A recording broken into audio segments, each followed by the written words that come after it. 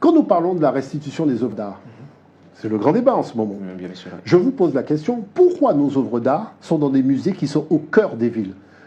Vous prenez l'Amérique, le Metropolitan Museum est à New York, au cœur de New York. Le British Museum est au cœur de Londres. Quai Branly au cœur de Paris. Pourquoi? Parce que c'est de l'énergie.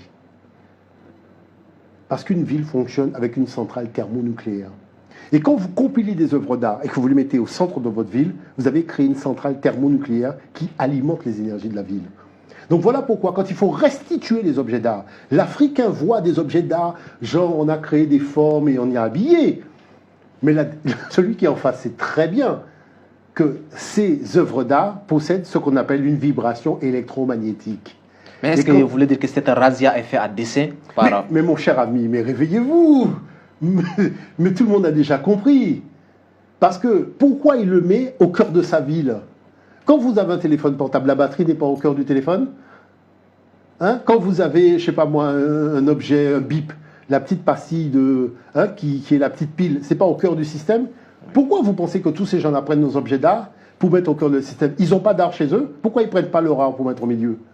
Parce qu'ils savent la chose.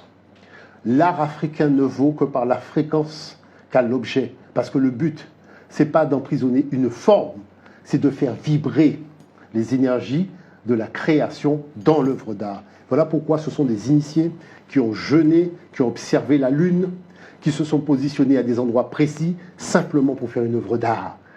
Donc il y a un contexte qui fait que si vous n'avez pas respecté ça, qui s'appelle l'initiation, vous ne pouvez pas être artiste.